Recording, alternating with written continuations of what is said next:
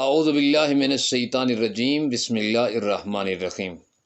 برادران ملت اسلامیہ، تمامی احباب کی خدمت کے اندر بندہ پر تقصیر سلام عقیدت اور محبت پیش کرتا ہے۔ آج ایک انتہائی عام موضوع کے ساتھ آپ کی خدمت کے اندر حاضر ہیں۔ امید واثق کرتے ہیں کہ تمامی احباب صحت و سلامتی کے ساتھ ایمان سے بھرپور زندگی گزار رہے ہوں گے۔ امت محمدیہ جس زبوحالی کا شکار ہے، آئے روز نت نئے فتنے اس کے اندر سر اٹھا رہے ہیں، اور آپ احباب اس بات سے بخوبی آگاہ ہیں، جن لوگوں کا مجھ سے تعلق ہے یا مجھ سے یارانہ ہے یا میرے ساتھ ان کی دعا سلام ہے،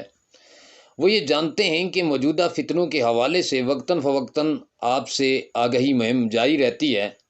اور اس حوالے سے کچھ معروضات آپ کی خدمت کے اندر پیش کرتا رہتا ہوں۔ گزشتہ دنوں انجینئر محمد علی مرزا کا ایک کلپ مجھ تک پہنچایا گیا، اور اس حوالے سے استفسار کیا گیا کہ معافی ضمیر کا اظہار کر دیا جائے اور اس حوالے سے تفصیلاً گفتگو کر لی جائے۔ تو سب سے پہلی بات تو یہ ہے کہ اس شخص کو میں نے کافی عرصہ اس کو منہ ہی نہیں لگایا، اور نہ ہی یہ کوئی ایسی شخصیت ہے کہ جس کو ڈسکس کیا جائے۔ محض سوشل میڈیا کے اوپر، یوٹیوب کے اوپر اپنے چند عقیدت مندوں اور ارادت مندوں کو لے کر بند کمرے کے اندر چند اردو کی کتابیں رکھ کر یہ اپنے تہیں 30 مرحان بن گیا ہے۔ خود ہی اصولین میں سے اصولی بن رہا ہے، کبھی علمی کتابی ہے اور کبھی مفتی ہے۔ اس شخص کا مبلغ علمی اتنا ہے کہ 2 دن پہلے کچھ اور بات کرے گا اور 2 دن کے بعد مکر کر دوسری بات کرے گا۔ بقول حضرت نصیر ملت رحمۃ اللہ تعالیٰ علیہ، تھا ابھی کچھ بیاں ہے، گویا تیری زبان کے نیچے زبان ہے۔ یعنی کہ وہ آدمی جو جھوٹا ہوتا ہے، دروغ گورا حافظہ نہ باشت، جھوٹا آدمی اپنا حافظہ برقرار نہیں رکھ سکتا۔ اس حوالے سے میں نے اس کو درخور اتنا سمجھا ہی نہیں ہے، اور اس حوالے سے اس نے علامہ ابن کثیر رحمۃ اللہ تعالیٰ علیہ جو ایک واقعہ تفسیر ابن کثیر کے اندر نقل کیا ہے، اس کو لے کر کہتا ہے یہ بے سند واقعہ ہے، اور حضرت عماد الدین ابن کثیر رحمۃ اللہ تعالیٰ علیہ کے علاوہ کسی نے اس کو نقل نہیں کیا۔ اور پھر اس کے اوپر بخاری شریف کی ایک حدیث پڑھتا ہے، وہ بھی انشاءاللہ العزیز وقت مقرر پر آپ حضرات کی خدمت میں پیش کی جائے گی، اور اس کے اوپر بھی چند معروضات عرض کروں گا۔ میں گزارش کروں گا کہ آپ سماعت فرمائیے کہ وہ کیا کہہ رہا ہے، پھر ہم آگے کی طرف چلتے ہیں۔ ریفرنس اس میں لگے تھے، قبر رسول سے شفاعت کا عقیدہ، اس میں نے اس کو ڈیٹیل کے ساتھ ڈسکس کیا تھا۔ یہ آیت جب آپ پڑھتے ہیں تو قرآن نہیں کھولتے کہ یہ کیا بات ہو رہی ہے۔ وہ سو کالڈ مسلمان تھے، منافقین یا یہودی، جنہوں نے نبی علیہ السلام کو ایک حاکم کے طور پہ بھی تسلیم کیا ہوا تھا۔ جب انہیں خطرہ ہوتا تھا کہ یہ فیصلہ ہمارے خلاف آئے گا،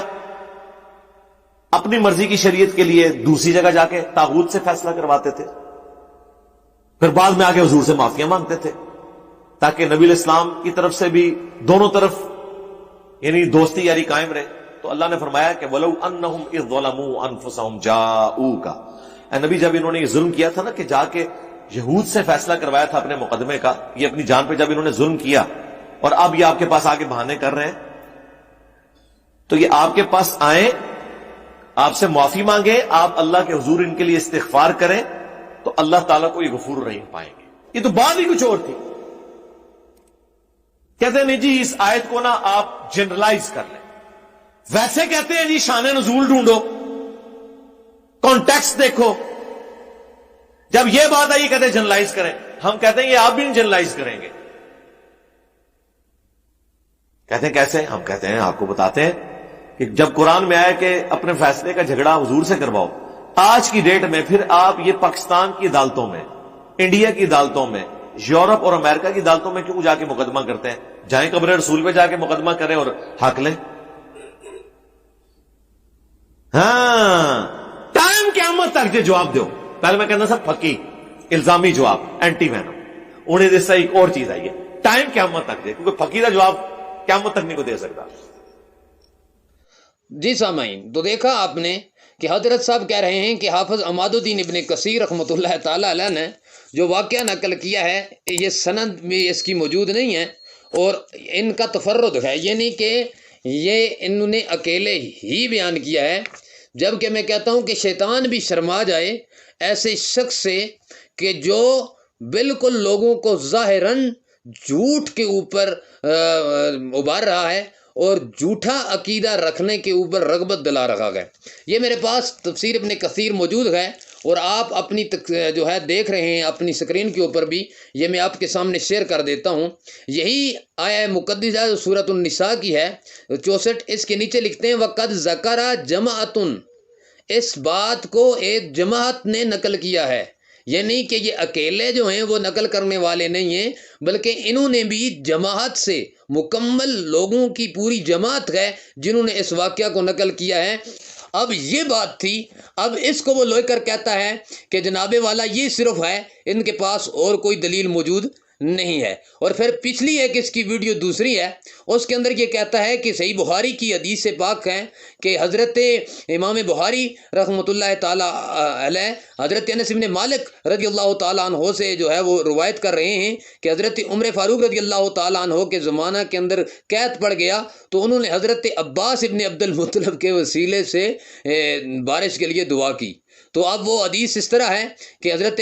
عمر بن الخطاب فرماتے ہیں فقالا اللہم انا کننا نتوسل علیک بنبینا فتسکینا، اے اللہ ہم تیری بارگاہ میں اپنے نبی کا وسیلہ پکڑا کرتے تھے، تو ہم پر بارش برساتا تھا۔ وَإِنَّا نَتَوَسَّلُ عَلَيْكَ بِحَمِّ نَبِيِّنَا فَاسْقِينَا فَيُسْقَوْنَ، اور اب ہم تیری بارگاہ کے اندر اپنے نبی کے چچا کو وسیلہ بناتے ہیں کہ ہم پر بارش برسا، پس انہیں بارش عطا کی جاتی۔ اب اس چیز کو لے کر کے وہ کہتا ہے کہ دیکھو کہ نبی علیہ الصلوۃ والسلام جب ظاہری دنیا کے اندر موجود رہے، قدم رنجا فرما رہے، اس وقت تو صحابہ کرام نبی علیہ السلام کے وسیلے سے اللہ کی بارگاہ میں دعا مانگتے رہے، لیکن بعد از وصال مصطفیٰ انہوں نے آپ کے چچا کو وسیلہ بنا لیا۔ تو اس سے معلوم یہ ہوا کہ جناب والا کہ جو انسان فوت ہو جائے بقولس کے اس کو وسیلہ نہیں بنایا جا سکتا۔ میں کہتا ہوں کہ شرم آنی چاہیے ایسے لوگوں کو علمی کتابی کہتے ہوئے، اور جن کو اتنا بھی نہیں پتہ کہ صحابہ کرام رضوان اللہ تعالیٰ علیہم اجمعین کا عقیدہ یہ ہے۔ اصل میں اس حدیث سے ثابت یہ ہو رہا ہے کہ جہاں پر نبی کا وسیلہ دینا اللہ کی بارگاہ میں جائز ہے، اسی طرح غیر نبی جو صالح بندہ ہے، عبد صالح، نیک، مومن، پرہیزگار، اللہ کا ولی جو ہے، اس کا وسیلہ دینا بھی درست اور جائز ہے۔ یہ بات تھی، اس کو اس نے ظاہری زندگی اور اس کے بعد لے کر وصال کے اوپر منطبق کر کے نتیجہ یہ نکالا کہ آپ زندہ سے تو استمداد مانگ سکتے ہیں، اس کا وسیلہ تو دے سکتے ہیں، لیکن جو دنیا سے چلا گیا اس کا وسیلہ نہیں دے سکتے۔ اب یہ جو عقیدہ ہے یہ قرآن و سنت کے صریح خلاف بھی ہے اور صحابہ کرام علیہم الرضوان کے اوپر تان ہے۔ حضرات صحابہ کرام جب بھی مشکل وقت آیا نبی کریم رؤوف الرحیم صلی اللہ علیہ وسلم کی بارگاہ کے اندر حاضر ہوئے، چاہے وہ ظاہری نبی رحمت صلی اللہ تعالیٰ علیہ وسلم کی ظاہری زندگی تھی یا بعد از وصال مصطفیٰ صلی اللہ علیہ وسلم کا نام جناب فاروق اعظم کا ہی دور ہے۔ اب دیکھیے ہوا کیا ہے۔ امام بخاری کے استاد ہیں امام ابو بکر عبداللہ ابن محمد بن ابی شیبہ، تو آپ نے جو روایت نقل کی ہے اب اس کی طرف دیکھیے کہ جب آپ رضی اللہ تعالیٰ عنہ کے دور کے اندر دور خلافت میں قحط ہو گیا تو حضرت بلال بن حارث مزنی رضی اللہ تعالیٰ عنہ رسول اللہ صلی اللہ علیہ وسلم کے روضہ مبارک پر حاضر ہوئے اور عرض کی یا رسول اللہ صلی اللہ علیہ وسلم استسقی لامتک، اے اللہ کے نبی اپنی امت کے لیے بارش کی دعا مانگیے، فإنہم قد ہلکوا، یہ لوگ ہلاک ہو گئے، فآت الرجل فی المنام، تو ایک شخص تھا اس کی خواب کے اندر اللہ کے نبی صلی اللہ علیہ وسلم تشریف لے آئے، فقیل لہ ایتی عمرہ، اور اس سے کہا کہ جاؤ عمر فاروق کے پاس، فقرہ السلام، میرے فاروق کو میرا سلام کہنا، وَأَخْبِرْهُ إِنَّكُمْ سَتُسْقَوْنَ، اور اسے یہ بتانا کہ تجھ پر ضرور بارش تم پر نازل ہوگی، وَقُلْ لَهُ عَلَيْكَ الْكِيسَ عَلَيْكَ الْكِيسَ، فرمایا کہ اسے یہ کہنا کہ تم پر لازم ہے کہ سوجھ بوجھ کے ساتھ کام کرو۔ فَأَتَى عُمَرَ، وہ شخص حضرت عمر فاروق رضی اللہ تعالیٰ عنہ کے پاس آیا، فَأَخْبَرَهُ، اور انہیں اس بابت خبر دی، فبکا عمر، حضرت عمر بن الخطاب رضی اللہ تعالیٰ عنہ زار و زار رونا شروع کر دیا. ثم قال یا ربی لا آلو الا ما عجزت عنہ، اور کہنے لگے اے اللہ میں صرف اسی چیز کو ترک کرتا ہوں جس سے میں عاجز ہوں، یعنی جو میرے بس کے اندر ہے وہ میں کر رہا ہوں. اب اس سے یہ پتہ چلا کہ بعد از وصال مصطفیٰ کو روضہ رسول صلی اللہ علیہ وسلم کے اوپر جا کر بارش مانگنا صحابہ کرام کی سنت ہے. اور یہ بات بھی قابل توجہ ہے کہ انہوں نے یہ نہیں کہا کہ اے اللہ نبی علیہ السلام کے وسیلے سے ہم پر بارش نازل فرما، بلکہ وہ کہتے ہیں کہ استسقی لامت کا، اے اللہ کے نبی صلی اللہ علیہ وسلم اپنے رب سے اپنی امت کے لیے بارش مانگ کر دیجئے. براہ راست خطاب کیا. پتہ چلا بعد از وصال مصطفیٰ نبی رحمت صلی اللہ علیہ وسلم کو پکارنا اور پکار کر ان سے استمداد طلب کرنا صحابہ کرام کا طریقہ ہے. اب مسند امام احمد بن حنبل کی حدیث پاک میں آپ کے سامنے رکھنا چاہوں گا. مسند امام احمد بن حنبل کی جلد 10 ہے، اور یہ وہ روایات ہیں جو حضرت ابو ایوب الانصاری رضی اللہ تعالیٰ عنہ سے مروی ہیں. اس کے اندر جو ہے وہ لے کر آئے ہیں امام احمد بن حنبل رحمۃ اللہ تعالیٰ علیہ حدیث پاک کو. داؤد ابن ابی صالح کہتے ہیں کہ ایک دن مروان چلا آ رہا تھا، اس نے روضہ حبیب صلی اللہ علیہ وسلم پر ایک آدمی کو اپنا چہرہ رکھے ہوئے دیکھا تو کہنے لگا کیا تمہیں معلوم ہے کہ تم کیا کر رہے ہو؟ تو وہ آدمی اس کی طرف متوجہ ہوا، وہ کوئی اور نہیں تھا، ہوا ابو ایوب، وہ حضرت ابو ایوب انصاری رضی اللہ تعالیٰ عنہ تھے، میزبان رسول صلی اللہ علیہ وسلم حضرت ابو ایوب انصاری تھے. وقالا نہم، انہوں نے کہا مروان تجھے پتہ ہے میں صحابی رسول ہوں، میں جانتا ہوں، اور عقیدہ کیا ہے؟ جیت رسول اللہ صلی اللہ علیہ وسلم، میں اللہ کے نبی صلی اللہ علیہ وسلم کے پاس آیا ہوں، میں رسول اللہ صلی اللہ علیہ وسلم کے پاس آیا ہوں. ولم آت الحجرہ، میں کسی پتھر کے پاس تو نہیں آیا کہ تو کہہ رہا ہے کہ تم کیا کر رہے ہو. میں نے اللہ کے نبی صلی اللہ علیہ وسلم کو فرماتے ہوئے سنا ہے کہ اس وقت نہ رو جب دین آل لوگوں کے سپرد ہو، جب دین آل لوگوں کے پاس ہوگا اس وقت رونے کی ضرورت نہیں ہے، جب نائل لوگوں کے پاس ہو اس وقت رونا بنتا ہے. جس طرح کہ آج محمد علی انجینئر جو مرزا ہے، اس کو جو دین آ گیا ہے نائل قسم کا بندہ ہے، اور وہ دین کی اپنی تشریح کرتا ہے، من گڑت جو ہے وہ عقائد لوگوں کے اندر پروموٹ کر رہا ہے، تو واقعہ یہ رونے کا مقام ہے. اب اس حدیث سے یہ ثابت ہوا صحابہ کرام کا یہ عقیدہ تھا روضہ مصطفیٰ پہ جانا، پھر مصطفیٰ کریم رؤوف الرحیم صلی اللہ تعالی علیہ وآلہ وصحبہ وبارک وسلم کی بارگاہ میں استعانت کرنا، استمداد طلب کرنا. صحابیوں کا وہی طریقہ ہے، رسول اللہ کے غلاموں کا وہی طریقہ ہے جو حضرت ابو ایوب انصاری رضی اللہ تعالیٰ عنہ نے بیان کیا. اب سنن دارمی کی حدیث پاک ہے، اور سنن دارمی جو ہے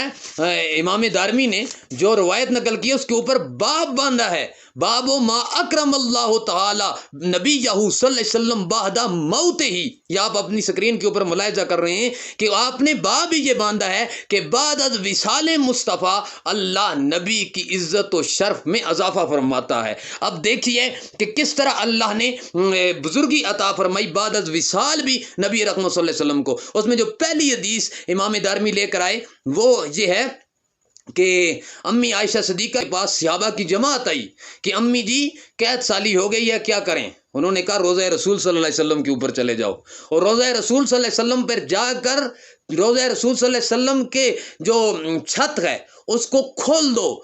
جب اس کے درمیان پردہ حائل نہ ہوگا تو پھر بارش ہو جائے گی. صحابہ نے ایسا ہی کیا تو کہتے ہیں کہ اتنی بارش ہوئی کہ سرسبز گھاس اگ آئی، جو لاغر اونٹ تھے ان کے اندر گوشت بھر گیا. اس سے پتہ چلا بعد از وصال مصطفیٰ روضہ حبیب صلی اللہ علیہ وسلم کے اوپر جانا اور روضہ حبیب کے اوپر جا کر استمداد طلب کرنا اور پھر چھت کو کھولنا اور وہاں سے اللہ سے دعا مانگنا، یہ تمام چیزیں اس چیز کی طرف دلالت کرتی ہیں کہ بعد از وصال مصطفیٰ صلی اللہ تعالی علیہ وآلہ وصحبہ وبارک وسلم استمداد اور استعانت یہ حدیث صحیحہ سے، اور اس کی طرف روکنا میں نے پہلے عرض کر چکا یہ مروانیوں کا طریقہ ہے، یہ ان لوگوں کا طریقہ ہے جو نبی رحمت صلی اللہ تعالی علیہ وصحبہ وبارک وسلم کی حدیث کو صحیح طرح سمجھ نہیں سکتے، یا اپنے کسی مکتبہ فکر سے متاثر ہو کر وہ اس طرح کی باتیں کرنے وگرنہ ایسی کوئی چیز موجود نہیں ہے. امید ہے کہ آپ کو مسئلے کی بابت سمجھ آ گئی ہوگی. السلام علیکم ورحمۃ اللہ تعالی وبرکاتہ.